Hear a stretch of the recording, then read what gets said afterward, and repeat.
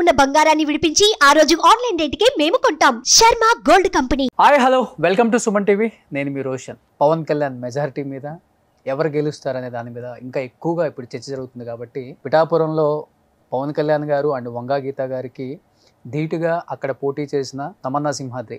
Hi Tamannaah. Hi Roshan. So అంతా political heat అంతా తగ్గిపోయిందా? ఎక్కడో లైట్ డిప్రెషన్కి వెళ్ళా. పవన్ కళ్యాణ్ గారి మీద పోటీ చేసే చోట అంటే నా అన్నదమ్ములకే నేను శత్రుత్వం అయిపోతాను. కాపు ఓటింగ్ ఎక్కువ ఎవరికి పడింది, పవన్ కళ్యాణ్ గారికా గీత గారికా?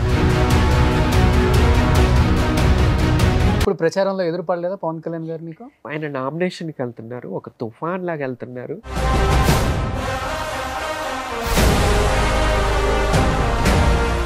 కార్లు విపరీతంగా ఏడిచేశాను రోషన్. పవన్ కళ్యాణ్ గారిని చూసి ఆ రోజు నేను మా కజిన్స్కి చెప్పాను, ఒరే నా వల్ల కాదురా, వెళ్ళిపోతానేమోరా. సో అంటే ఆయనకు వ్యతిరేకంగా పోటీ చేస్తున్న బాధ ఎక్కువ ఉంది. మనం ఎక్కడ. బట్ ఇదే జరుగుంటే పిఠాపురంలో ఎవరు గెలిచే అవకాశం ఎక్కువ ఉందంటావు తమ్మందా మరి? సో వాళ్ళకి సినిమా క్రేజ్ కన్నా కూడా ఎవరు గెలిచినా కానీ ఎంత మెజారిటీతో ఎవరు గెలిచినా 10,000 15,000 1,00,000 ఓటింగ్ మెజారిటీ అంటే అన్మెచ్యూరిటీ వాళ్ళు మాట్లాడే మాటలు అవి. ఈ ఒక్కసారి గీతమ్మని గెలిపిస్తే డిప్యూటీ సీఎం అని చేసుకొని నా పక్కనే పెట్టుకుంటాను. కాపు కమ్యూనిటీలో ముఖ్యమంత్రి చేసిన వాళ్ళే లేదు. పవన్ కళ్యాణ్ గారిని ముఖ్యమంత్రిగా చూడాలని చెప్పి నేను నుంచి ప్రతి ఒక్కరూ తపనతో కష్టపడ్డాం, ఎదురు చూసాం. వాళ్ళ కన్నీటి చుక్కే ఈరోజు Tamannaah Simhadri. Hi hello welcome to Suman TV. నేను మీ రోషన్. సో ఆంధ్రప్రదేశ్ రాజకీయాలు ఎంత వేడిగా ఉన్నాయో మన అందరికీ అర్థమైపోయింది అనమాట. బట్ పోలింగ్ అయిన దాకా కూడా ఎంత వేడిగా ఇరు పార్టీల వాళ్ళు కొట్టుకోవటం అసలుకి బహుశా ఎప్పుడు ఆంధ్రప్రదేశ్ రాజకీయాల్లో ఎప్పుడు చూసుంటాం అలా జరిగినాయి. అండ్ అదేవిధంగా ఎలక్షన్స్ అయిపోయిన తర్వాత రిజల్ట్ కోసం కూడా అంతే ఇదిగా వెయిట్ చేస్తున్నారు అందరూ కూడా. అండ్ దాదాపు 20,000 కోట్లు బెట్టింగ్ జరిగింది ఈసారి కేవలం ఆంధ్రప్రదేశ్ రాజకీయాల స్థితిగతులు ఎలా ఉంటాయో దాని మీద. అండ్ ముఖ్యంగా పిఠాపురం పైన పవన్ కళ్యాణ్ మెజారిటీ మీద ఎవరు గెలుస్తారనే దాని మీద ఇంకా ఎక్కువగా ఇప్పుడు చర్చ జరుగుతుంది కాబట్టి సో పిఠాపురంలో పవన్ కళ్యాణ్ గారు అండ్ వంగా గీత గారికి ధీటుగా అక్కడ పోటీ చేసిన సో తమన్నా సింహాద్రి భారతీయ చైతన్య యువజన పార్టీ నుంచి కూడా ఆమె పోటీ చేశారు కాబట్టి అక్కడ ఎలా జరిగింది పోలింగ్, సో ఇరు పార్టీల మధ్య ఎవరు అంత గట్టిగా అక్కడ ప్రజల్లోకి దూసుకెళ్ళగలిగారు, ఎవరు మనసులు దోచుకోగలిగారు, ఒకసారి ఆ మాటలను తెలుసుకుందాం. Hi Tamannaah. Hi Roshan. So అంతా పొలిటికల్ హీట్ అంతా తగ్గిపోయిందా?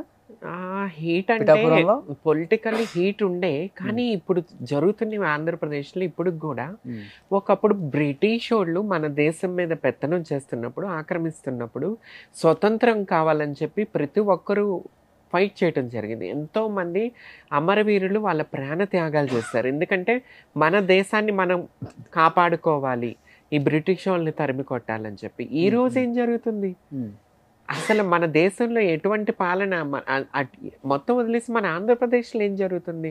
ఒక లీడర్ని ఎన్నుకోవటం కోసం ఇంతమంది కొట్టుకుని చేస్తారా? ఈ రకంగా గొడవల ఎలక్షన్ అయిపోయి ఇన్ని రోజులు అవుతున్నాయి, ఇప్పటికీ చూడలేదు. చాలా ఫస్ట్ టైం చూడటం కాదు. స్వతంత్రం వచ్చింది అని చెప్పి ఆగస్టు 15 జెండాలు ఎగరేస్తాం. ఇలా చూస్తే ఎక్కడ స్వతంత్రం వచ్చింది? మనల్ని పాలించేవాడిని ఎన్నుకోవటం కోసం మనం అసలు వీళ్ళకేమొస్తుంది చెప్పు రోషన్? రేపు గద్దెనెక్కే వాడేవడం, వీళ్ళు పక్కన తిరిగే వాళ్ళు కొట్టుకోవటం వల్ల వీళ్ళు పెళ్లి చేసుకున్న భార్యలు కోల్పోతారు, వీళ్ళకి పిల్లలకి లాస్ అవుతుంది, వీళ్ళ భవిష్యత్తు నాశనం అవుతుంది, వీళ్ళకు అన్ని రకాలుగా హాని జరుగుతుంది. రాయలసీమలో ఎక్కువ గొడవలు జరుగుతాయి అనుకున్నారు అందరూ. గద్దెనెక్కేవాడు పల్నాడు జిల్లాలో జరిగాయి. గద్దెనెక్కేవాడు ఎట్లా ఎక్కుతాడు? ఎక్కిన తర్వాత మిమ్మల్ని పట్టించుకోడు. ఇవాళ 200 కోట్లు పెడతాడు, రేపు 400-500 కోట్లు సంపాదించుకోవడానికి చూసుకుంటాడు. మీకెందుకయ్యా? మీకు ఇష్టమైనోడు కోటేసామా, వెళ్ళిపోయామా? ఈ రకంగా కొట్టుకోటాలేంది, ఆ గొడవలేంది, ఆ రోడ్ల మీద కర్రలతో తిరగడం ఏంది, ఏం జరుగుతుంది? ఇదే పిఠాపురంలో లేదు. సో కూల్, సైలెంట్ ఓటింగ్ చాలా బాగా అయింది.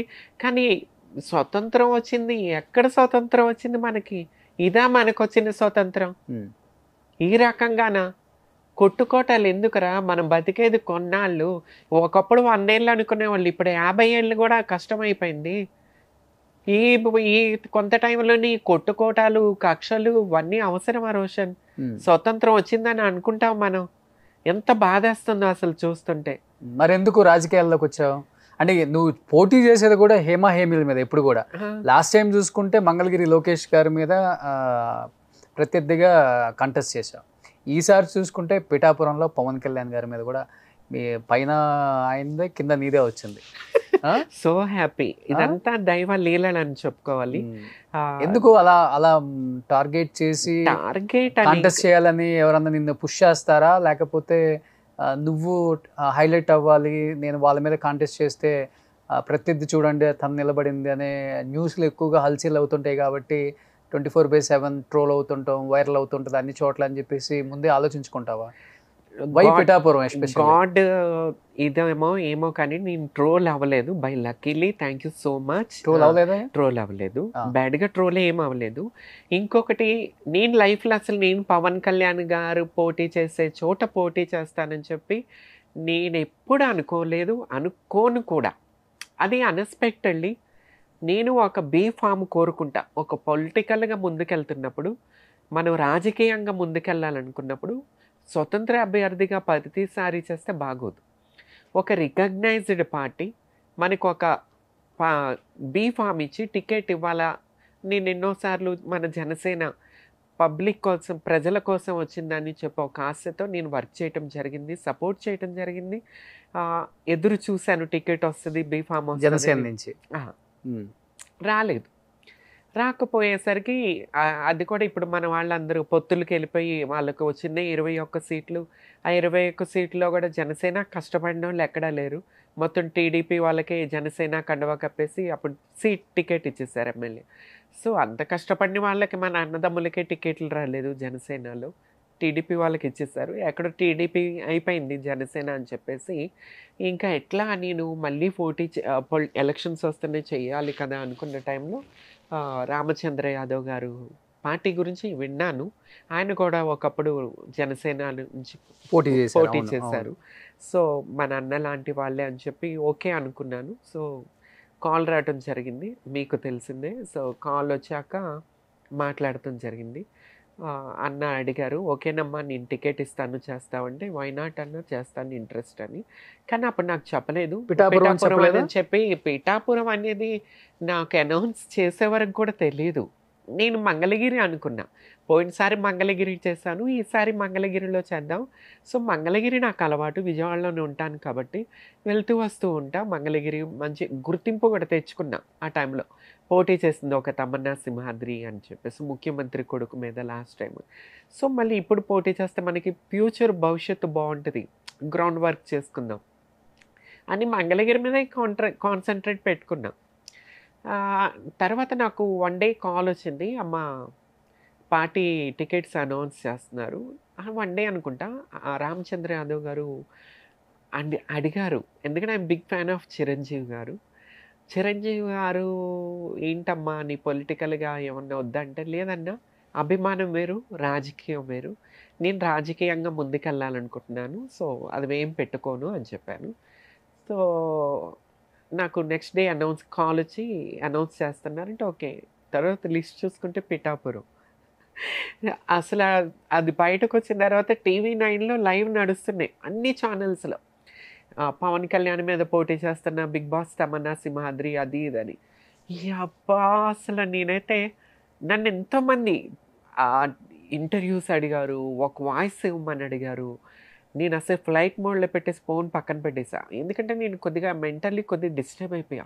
ఎందువల్ల? ఎందుకంటే నాకు చిరంజీవి గారు అంటే ఒక పిచ్చి, ఎక్కడో మహా అభిమానం. బిగ్ బాస్ ఫినాలే అప్పుడు కూడా ఆయన నన్ను గుర్తించి మాట్లాడటం జరిగింది. నేను పడ్డ కష్టం. సో నేను ఎక్కడో కొద్దిగా లైట్ డిప్రెషన్కి వెళ్ళానని చెప్పాలి. ఈరోజు నీకు చెప్తున్నాను సుమన్ టీవీలో రోషన్, డిప్రెషన్కి వెళ్ళా. ఎంతోమంది ఇంటర్వ్యూస్, నేషనల్ మీడియా వాళ్ళు కాల్స్ చేశారు, ఎంతోమంది కాల్స్ చేశారు ఒక వాయిస్ ఇవ్వమని. నేను అందరినీ దూరం పెట్టేశాను. ఎక్కడో లైట్ డిప్రెషన్కి వెళ్ళా. పవన్ కళ్యాణ్ గారి మీద పోటీ చేసే చోట అంటే నా అన్నదమ్ములకే రేపు నేను శత్రుత్వం అయిపోతాను.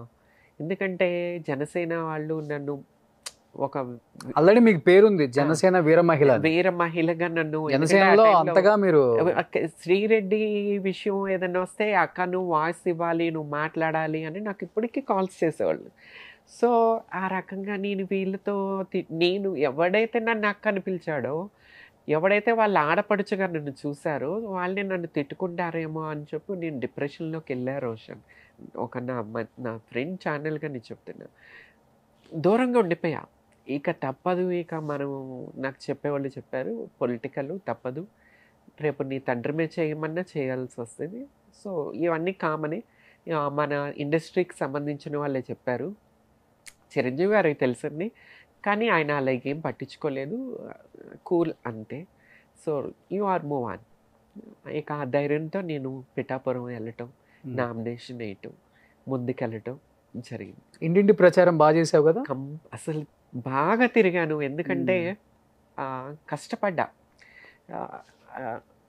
నాలాంటి వాళ్ళు ముందుకు రావాలి, సో ముందుకు వస్తున్నాను, కష్టపడాలని చెప్పేసి నడకతోనే తిరిగేదాన్ని, డోర్ టు డోర్ వెళ్ళేదాన్ని. ఎక్కడో నాకు భలే ప్రేమ దొరికింది. అసలు పిఠాపురం పబ్లిక్ సూపర్, అసలు ఎవరు గెలుస్తారో కానీ సో లక్కీ. నేను గెలిచిన, పవన్ అన్నయ్య గెలిచిన, నేను గీతమ్మ గారు సెక్యూరిటీ మీటింగ్ ఉంటుంది కదా ఆర్ఓ ఆఫీసులో, ఎమ్మెల్యే క్యాండిడేట్స్, ఆ రోజు గీతమ్మతో కలిశాను. She's very great lady. అసలు ఆమె ఎంత ఫస్ట్ టైం కలిసాను మీటింగ్లో. అమ్మ తమన్నా పిఠాపురం వచ్చావు రా అని చెప్పి పిలిచి నన్ను మాట్లాడుతావు, నువ్వు నా బిడ్డ లాంటి దాని అని మాట్లాడుతావు. Great lady. పవన్ గారు మాట్లాడలేదా? పవన్ కళ్యాణ్ గారు మీటింగ్కి రాలేదు, ఎమ్మెల్యే క్యాండిడేట్స్ దానికి, ఎందుకంటే పబ్లిక్ ఇష్యూ ఉంటుంది, సో అందుకే రాలేదేమో. గీతమ్మ గారు నేను వెళ్ళేవాళ్ళం మీటింగ్. సో అప్పుడు నేను అవి అంత పెద్ద ఎంపీ చేశారు, అందుకే నేను అప్పుడు అనుకున్నాను నా బిడ్డ లాంటి తల్లి తమన్నాను. కానీ నేను అప్పటి నుంచి గీతా గారు అంటాం మానేసి వంగా గీతమ్మ అంటూ స్టార్ట్ చేశాను. ఆమెకి నేను అక్కడ పోటీ చేస్తున్నా, ఆమె అక్కడ పోటీ చేస్తున్నారు, కానీ అవేమీ పెట్టుకోకుండా నాకు ఆల్ ది బెస్ట్ చెప్పింది ఆమె. So happy. అలా ఉండాలి, ఆరోగ్యకరమైన వాతావరణం. గెలుపు ఎవరిదైనా సరే ఒకరికొకరు ఎంకరేజ్మెంట్ అనేది చాలా బాగుంది. నేను ప్రచారానికి వెళ్ళినప్పుడు కానీ జనసేన కార్యకర్తలు కనిపించేవాళ్ళు, వాళ్ళకు యూత్ కదా కొద్దిగా రక్తం ఉడుకుతో మా కార్యకర్తల మీదకి జెండాలు ఇట్లా తీసుకొచ్చినప్పుడు నేను ఇట్లా అనేదండి, ఏ వద్దు వెళ్ళిపోవాలా, వెళ్ళిపోయేవాళ్ళు. అంటే గొడవ కాదు, అంటే వాళ్ళు జెండాలు కుర్రాళ్ళే కదా బైకుల మీద జెండా ఇట్లా ఊపుకుంటా వచ్చి, సో నేను అన్నదని వెళ్ళిపోవాలని, కానీ వెళ్ళిపోయేవాళ్ళు. ఆ రెస్పెక్ట్. ఇంకొక విషయం నీకు షేర్ చేయాలంటే, బ్యూటిఫుల్ మూమెంట్. నేను కాలినడకతో ప్రచారం చేస్తుంటే ఒక పెద్ద మనిషి బైక్ మీద ఉన్నాడు.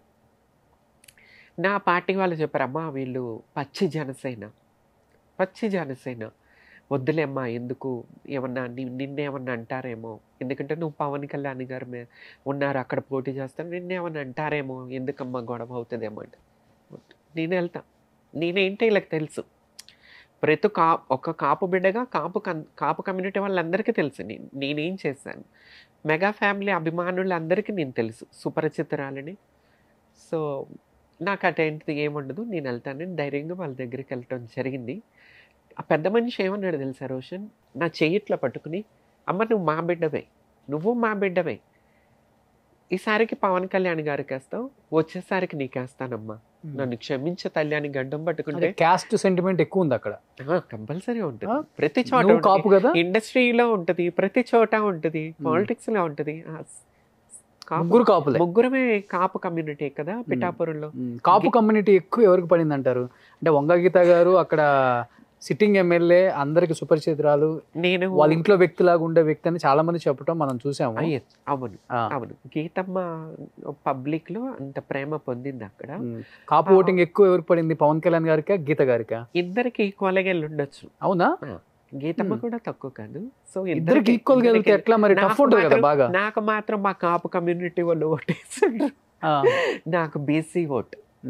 మా నాయకుడు, నాకు టికెట్ ఇచ్చిన నాయకుడు మంచి వర్క్స్ చేస్తున్నారు, ఉద్యోగ అవకాశాలు కల్పించారు ఎంతో మంది.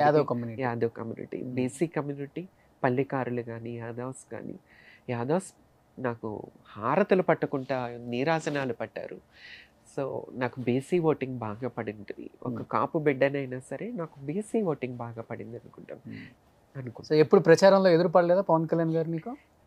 పవన్ అన్నయ్య నేను కాన్స్టిట్యున్సీలో తిరుగుతున్నప్పుడు ఆయన నామినేషన్కి వెళ్తున్నారు, ఒక తుఫాన్ లాగా వెళ్తున్నారు. ఆయన వెళ్తున్నారు నామినేషన్ ఏటాకి.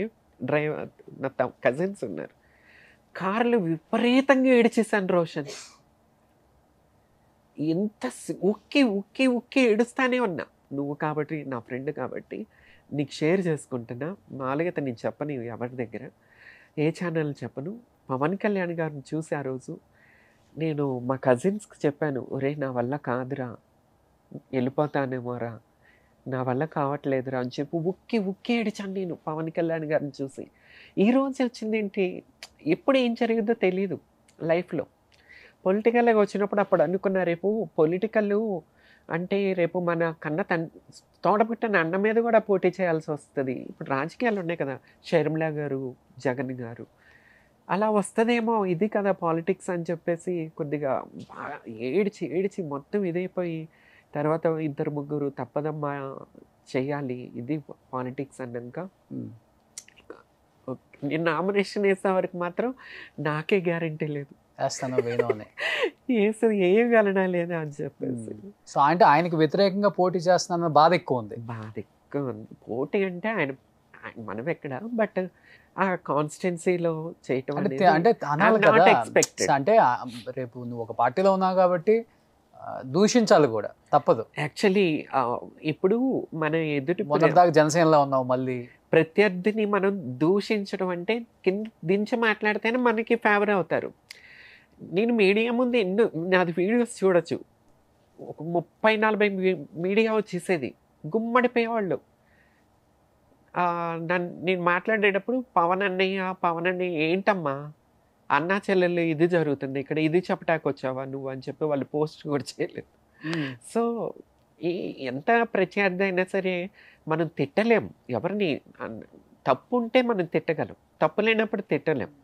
నేను మాత్రం ప్రశ్నించా పవన్ కళ్యాణ్ గారిని, జనసేన పార్టీని ప్రశ్నించా, మాట్లాడలేదని కాదు. కొన్ని మీడియా ఛానల్స్లో నమ్ముకున్న వాళ్ళు నాశనం అయిపోయారు. ఎంతో మంది మీ టికెట్లు వస్తాయి అని చెప్పి ఎవరైనా రాజకీయంగా నేనేమి ఇచ్చానబ్బా, నేను వాయిస్ ఇచ్చా, నేను కూడా ఉన్నా కదా. ఇప్పుడు పొలిటికల్గా ఎవరు ముందుకు వస్తారు, మాట్లాడతారు, రాజకీయ పార్టీలు ఎవరు చేరుతారు, రేపు పొలిటికల్గా ముందుకు రావాలని చెప్పి ఎంతోమంది మా ఆడపడుచులు, మా అన్నదమ్ములు, మా కాపు కమ్యూనిటీ వాళ్ళు నమ్ముకుని పార్టీకి ఎంతో ఖర్చు పెట్టి, ఇప్పుడు బ్యానర్ కట్టాలన్నా తక్కువ డబ్బు కాదు, పవన్ కళ్యాణ్ గారు వస్తున్నారన్న స్టేజీలు కట్టాలన్నా ఎన్నో లక్షలు ఖర్చు అవుతాయి, జెండాలు కట్టాలా, యూత్ వస్తే వాళ్ళకి ఎంతో కొంత ఖర్చు పెట్టాలా, ఎంతోమంది ఎన్నో లక్షలు ఉద్యోగాలు వదులుకుని, ఆస్తులు అమ్ముకుని, పొలాలు అమ్ముకుని, నాకు పర్సనల్గా ఫోన్స్ చేసి ఏడిచిన రోజులు ఉన్నాయి. ఎమ్మెల్యే క్యాండిడేట్స్ అంటే ఎమ్మెల్యే టికెట్ వచ్చే లెవెల్ ఉన్న క్యాండిడేట్స్ పోయినసారి కానీ ఈసారి కానీ వాళ్ళ ఏడుపులు నేను విన్నాను. తమ్మన్నా ఇట్లా జరిగిందమ్మా అంటే మేము పార్టీని నమ్ముకుంటే పార్టీ ఇలా జరిగింది. ఇప్పుడు మా అవనిగడ్డ కాన్స్టిట్యున్సీ జనసేన పార్టీ కోసం ఎంతోమంది ఖర్చు పెట్టారు, పోటీలు ఉన్నాయి, జనసేన వాళ్ళు ఖర్చు పెట్టారు, వచ్చేసారు. బుద్ధప్రసాద్ గారు తెలుగుదేశం క్యాండిడేట్, లాస్ట్ టైంలో ఆయనకి కండువా కప్పేసి ఆయనకి టికెట్ ఇచ్చేసారు. సో నమ్ముకున్న వాళ్ళు ఏమైపోవాలా, ఇప్పుడు ఇంత ఖర్చు పెట్టారు, ఖర్చు పెట్టిన పాపం వాళ్ళకి టికెట్ వస్తేనే, ఓడినా గెలిస్తేనా ఏదన్నా కానీ వాళ్ళు టికెట్ ఇస్తే వాళ్ళ ఆనందం వేరు ఉండదు కదా. ఒక 50 లక్షలు ఖర్చు పెట్టారు, ₹1,00,00,000 ఖర్చు పెట్టారు ఒక ఎమ్మెల్యే టికెట్ కోసమే కదా. వాళ్ళకి ఇవ్వకుండా మీరు తెలుగుదేశం పార్టీ వాళ్ళకి లాస్ట్ టైంలో జెండాలు కప్పేసి ఆ 21 సీట్లలో కూడా తెలుగుదేశం వాళ్ళకి ఇచ్చేస్తే, పార్టీ కోసం, పవన్ అన్నయ్య కోసం, జనసేన కోసం ఎంతమంది కష్టపడ్డారు. నేను అప్పుడు ఎన్టీవీలో అది బాగా వచ్చింది, వాళ్ళ కన్నీటి చుక్కే ఈరోజు తమన్నా సింహాద్రి అని చెప్పి నేను మాట్లాడుతూ జరిగింది, ప్రశ్నించాను, ఇది తప్పు జరుగుతుంది, ఇలా జరగకూడదు, నమ్మి నాశనం అయిపోయారని చెప్పేసి మాట్లాడాను. అంటే నువ్వే అంటున్నావు ఆ పార్టీ నుంచి బయటకు వచ్చి వేరే పార్టీ సింబల్తో నువ్వు పోటీ చేసిన వ్యక్తికి నీకే అంత ఉంటే, చాలా మంది బయటకు వచ్చి వేరే పార్టీతో మమేకమయ్యి ఆ పార్టీ నుంచి ఆ పార్టీకి సపోర్ట్ చేయని వాళ్ళు, కుమిలి బాధపడే వాళ్ళు చాలా మంది కూడా ఇటువైపు సపోర్ట్ చేస్తారంటవా, లేకపోతే వైసీపీ వైపు సపోర్ట్ చేస్తుంటారంటవా? ఇండైరెక్ట్ గా చేసే ఉంటారు, కంపల్సరీ చేస్తుంటారు, జరుగుతుంది, తప్పదు. ఇక తప్పదు, పాలిటిక్స్ ఇంతేనేమో. ఎక్కడో పవన్ అన్నయ్య అక్కడ ఎక్కడో కొద్దిగా ఫెయిల్యూర్ అయ్యారేమో అనిపించింది. బట్ ఇదే జరుగుంటే పిఠాపురంలో ఎవరు గెలిచే అవకాశం ఎక్కువ ఉందంటావు తమ్మంద మరి? నేనే కలవచ్చు. అంతే కదా, పబ్లిక్ ఆమెకొద్దు ఈయనకొద్దు ఈ గొడవే వద్దు అని మా కాపు కమ్యూనిటీ కూడా అనుకుని ఈ పిల్ల కూడా మన పిల్లే కదా అని చెప్పేసి నాకేసేసి ఉండొచ్చు. అవును కదా, గీతా గారు మన ఇంటి ఆడపడుచులా ఉంటుంది, పవన్ కళ్యాణ్ గారు ఫేవరెట్ యాక్టర్, ఇట్లా ఈ గోళ కన్నా ఈ తమన్నా సింహాద్రి కూడా మన ఆడపడిచే కాబట్టి అని ఒకవేళ అట్లా కూడా ఓట్లు పడి ఉండొచ్చు కదా. ఆంధ్రప్రదేశ్ మొత్తం దాదాపు 20,000 కోట్లు బెట్టింగ్ జరుగుతుంటాయి ఈరోజు, 1:2, 2:2 రకరకాలుగా. అండ్ పిఠాపురం మీద దాదాపు 100 కోట్లు జరుగుతుంది ఇప్పుడు. మెజారిటీ మీద జరుగుతుంది, గెలుపు మీద కూడా జరుగుతుంది. సో కొంతమంది ఏమో పక్కా గెలిచేది వంగ గీత అంటున్నారు, ఒక పక్క ఏమో పక్కా పవన్ కళ్యాణ్ గారు భారీ మెజారిటీ, 1,00,000 మెజారిటీ పైన. ఎవరు గెలిచినా రోషన్, అంటే నువ్వు అక్కడ గడప గడప తిరిగావు, జనం నాడేంటో నీకు తెలుసు, పోలింగ్ రోజు నువ్వు ఉన్నావు, పోల్ మేనేజ్మెంట్ ఎవరు బాగా చేసుంటారు అనుకుంటున్నావు నువ్వు? పోల్ మేనేజింగ్ మాత్రం గీతమ్మ కనిపించింది అక్కడ బాగానే. కానీ నేను ఏ డోర్కైతే అడుగు పెట్టాను, ఎవరినైతే నేను వెళ్ళి ఓటు అడిగాను వాళ్ళు మాత్రం కంపల్సరీ నాకే ఓటేస్తారని ఒక కాన్ఫిడెంట్ వచ్చింది. నేను తిరిగిన ఎన్ని ఓట్లు వస్తాయి అనుకుంటున్నావు, నీకు ఎన్ని ఓట్లు పడి ఉంటాయి అనుకుంటున్నావు, ఎంత పోల్ అయింది అనుకుంటున్నావు? నేనే అదే చెప్తున్నాను కదా, నేను తిరిగినంత వరకు నేను ఎక్కడెక్కడ తిరిగి కవర్ చేశాను, ఆ ఓటింగ్ ఎటు పోదని ఒక కాన్ఫిడెంట్ అయితే నాకు ఉంది, కలిగింది. బట్ గెలుపోవటములు అనేది పెద్ద పెద్దోళ్ళు ఉన్నారు వాళ్ళు. సో నేను పెద్ద పెద్దోళ్ళు ఎవరున్నారు? వాళ్ళిద్దరే. అదేలే, వాళ్ళిద్దరూ ఉన్నారు. ఇద్దరులో బాగా కష్టపడి ఇంటింటికి తిరిగిన వాళ్ళంటే ఎవరని చెప్తావు? నువ్వు కూడా ఉన్నావు కాబట్టి ప్రచారంలో నీకు తెలుస్తుంది కదా, గ్రౌండ్ రియాలిటీ మాకన్నా నీకే ఎక్కువ తెలుస్తుంది. మేము అలా వచ్చేళ్ళ వాళ్ళం. పవన్ కళ్యాణ్ గారు అంటే తిరగటం కష్టం, పబ్లిక్ లోకి డోర్ టు డోర్ తిరగటం అనేది కష్టం. డోర్ కాకపోయినా మండల వైజ్ అయినా సరే పవన్ కళ్యాణ్ గారు తిరగలేదు. నామినేషన్ రోజు చూశాను, తర్వాత లాస్ట్ డే ఇక ఈరోజు ప్రచారం ఎండింగ్ డే నేను ప్రచారంలో ఉన్నాను, ఆయనతో కూడా ఇది ఉంది కదా అదేంటి రద్దు, సో దాంట్లో వెళ్ళిపోవటం జరిగింది. 2 days చూశాను. వీళ్ళు జనసేన కార్యకర్తలు, పవన్ కళ్యాణ్ గారు రాకపోయినా జనసేన కార్యకర్తలు బాగా నాకు నేను తిరుగుతున్న చోట నాకు జనసేన వాళ్ళు కనిపించేవాళ్ళు. నేను ఆ సందులో ఉంటే పక్క సందులో జనసేన వాళ్ళు ఉండేవాళ్ళు. బట్ హాయ్ హాయ్ అని చెప్పటం, ఎవరు వ్యతిరేకంగా మాట్లాడలేదు, ఎవరు కార్యకర్తలు కూడా ఎవరు వ్యతిరేకంగా మాట్లాడలేదు. ఎందుకంటే అందరికీ తెలిసిందే తమన్నా సింహాద్రి ఏంటి అనేది. సో నన్ను కనిపించిన వాళ్ళు హాయ్ అమ్మా ఎలా ఉన్నావు అని. అంటే పిఠాపురం ప్రజల మనసు ఎవరు గెలుచుకోపోయే అవకాశం ఉందంట నీకు తెలిసిన దాన్ని బట్టి? పవన్ కళ్యాణ్ గారు లెక్క లేకుండా గానీ 1,00,000 మెజారిటీతో బయటపడతారని చాలా మంది చెప్తున్నారు. 2 లక్షలు అబ్బా, అదే 1,00,000 మెజారిటీతో నేను ఉన్నాను కదా, నాకు కొంత ఓటింగ్ పడింది కదా రోషన్. నన్ను చూసి లేకపోయినా నా పార్టీ నాయకుడిని చూసి ఓట్లేసిన వాళ్ళు ఉంటారు. కొంతమంది ఏమో ఎంత టఫ్ ఉన్నా కానీ 1,000-2,000 ఓట్లతో గీత గారే బయటపడతారని కొంతమంది అంటున్నారు. ఏది జరగundొచ్చు, ఏది జరగబోతుంది అనుకోవచ్చు? అంటే ఓటింగ్ ఎట్లా ఉంటుందంటే ఖాళీ యూతే ఓటింగ్ ఉండదు కాబట్టి మహిళలు అక్కడ పల్లెటూరులు పక్కన పిఠాపురం కాన్స్టిట్యున్సీ ఎట్లా ఉంటుందంటే చాలా దూరం వెళ్ళాలా. ఒక కాన్స్టిట్యున్సీ ఎంత పెద్దదంటే చాలా అడవుల్లాగా ఉంటాయి, అడవులు దాటుకుంటే ఇలా ఒక విలేజ్లోకి వెళ్ళాల్సి వచ్చేది. నేనైతే వామ్మో ఇంత దూరం అసలు కాన్స్టిట్యున్సీ కిందకు వచ్చే ఊర్లు చాలా దూరం ఉంటాయి. సో వాళ్ళు పొలం పనులకు వెళ్తారు, వాళ్ళు టైం చూసుకుని వెళ్ళేదాన్ని నేను.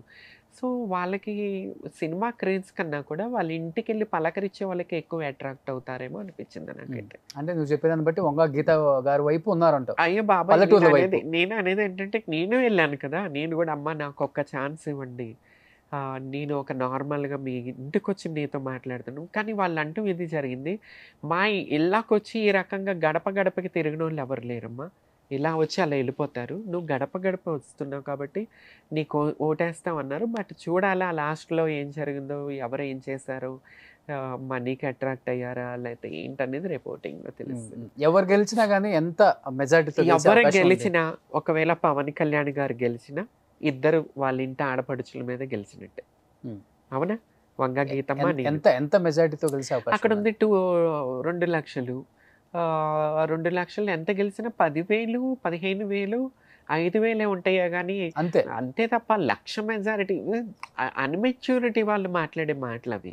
అన్మెచ్యూరిటీ ఏదో మాట్లాడేయాలి ఏదో చెప్పేయాలి అని కాదు, అంతా ఉండదు. అక్కడ మీరు చెప్పిన దాన్ని బట్టి వంగ గీత గారికి అవకాశం ఉంటుంది కదా. మీరు అన్నట్లుగా పొలం పని చేసుకునే వాళ్ళు, ముసలి వాళ్ళు, మహిళలు అందరూ ఈ పార్టీ వైపే ఉన్నారని చెప్పావు. ఏ పార్టీ తరపున చెప్పట్లా, అంటే డోర్ టు డోర్ వెళ్ళే వాళ్ళకి అట్రాక్ట్ అవుతారు కదా.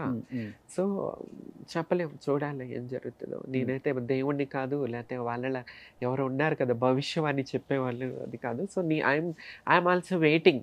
నేనంతా నువ్వు అక్కడ పోలింగ్ రోజు ఉన్నాను. నేను మార్నింగ్ వచ్చేసి విజయవాడ ఓటింగ్ నాది. ఓటు హక్కు మనమే ఉపయోగించుకోకపోతే ఇంకా మనం పబ్లిక్ ఏం చెప్తాం. సో విజయవాడ లేదు అక్కడ ఓటు. పవన్ కళ్యాణ్ గారిది మంగళగిరి, ఆయన్ని ఒకప్పుడు విజయవాడే, తర్వాత మంగళగిరి మార్చుకున్నారు. నేను పుట్టి పెరిగింది విజయవాడ కాబట్టి సో నా ఓటు విజయవాడే ఉంది. సో నేను విజయవాడ ఓటు హక్కు వినియోగించుకోవటానికి విజయవాడ వచ్చి మళ్ళీ పిఠాపురం వెళ్తాను. ఇది ఏమన్నా సెంటిమెంట్ బాగా వర్కౌట్ అయిందా? ఏంటి ఒకసారి ఈ ఒక్కసారి గీతమ్మని గెలిపిస్తే డిప్యూటీ సీఎం అని చేసుకొని నా పక్కనే పెట్టుకుంటాను, సో పిఠాపురానికి బాగా మేలు చేసే అవకాశం కూడా ఉంటుందని చెప్పేసి ఎక్కడో ఇది లాస్ట్ లో కొంచెం జనంలో గట్టిగా వెళ్ళింది అనుకుంటున్నారు. ఎక్కడో కాపు కమ్యూనిటీ, ఇంతవరకు మా కాపు కమ్యూనిటీలో ముఖ్యమంత్రి చేసిన వాళ్ళే లేరు. ఓకే. సో మా వాళ్ళలో బాగా ఉంది. పవన్ కళ్యాణ్ గారిని ఒకప్పుడు వంగవీటి మోహన్ రంగా గారు గాడ్, ఆయన వెళ్ళిపోయారు. తర్వాత ఎవరు వస్తారన్నప్పుడు చిరంజీవి గారు వచ్చినా ఆయన ఈ రాజకీయాలకి ఇది కాపటం. పవన్ కళ్యాణ్ గారు వచ్చాక పవన్ కళ్యాణ్ గారిని ముఖ్యమంత్రిగా చూడాలని చెప్పి నేను నుంచి ప్రతి ఒక్కరూ తపనతో కష్టపడ్డాం, ఎదురు చూసాం. పవన్ కళ్యాణ్ గారు ఇట్లా చంద్రబాబు నాయుడు గారిని ముఖ్యమంత్రి చేయాలని చెప్పి ఆయన ఇంట్రెస్ట్ తగ్గించుకుని, టికెట్లు తగ్గించుకుని ఆయన వెళ్ళిపోయి చంద్రబాబు గారికి చేసుకోవటం వల్ల ఎక్కడో కాపు కమ్యూనిటీ వెనక దగ్గర అని చెప్పుకోవచ్చు. అక్కడ చాలా వరకు తగ్గింది.